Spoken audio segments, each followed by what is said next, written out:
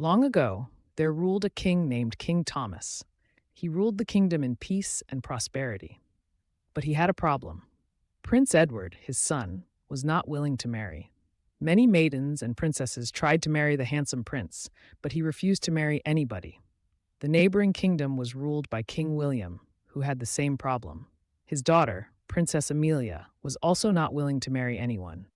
King Thomas tried to convince his son to marry, but it was in vain. So he grew angry and sent him out of the kingdom. King William thought his daughter had become mad, so he declared that anyone who cured her madness would be rewarded well. That night, the prince had a dream in which he saw Princess Amelia and fell in love with her at first sight. Then he woke up and saw some fairies flying around him. They felt pity on the prince and said, "The beautiful princess you saw in your dream is Amelia, the princess of the neighboring kingdom.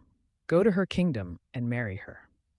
Likewise, Princess Amelia also dreamt about Prince Edward and fell in love with him.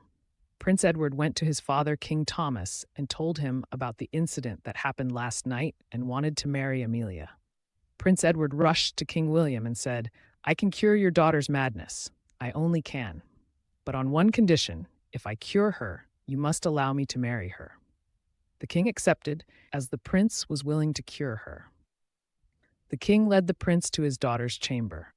On seeing Prince Edward, Amelia was amazed and said, "You are the prince I saw in my dream. I want to marry you." King William sent a messenger to King Thomas to get his consent for his son's marriage to Amelia. King Thomas gave his consent happily.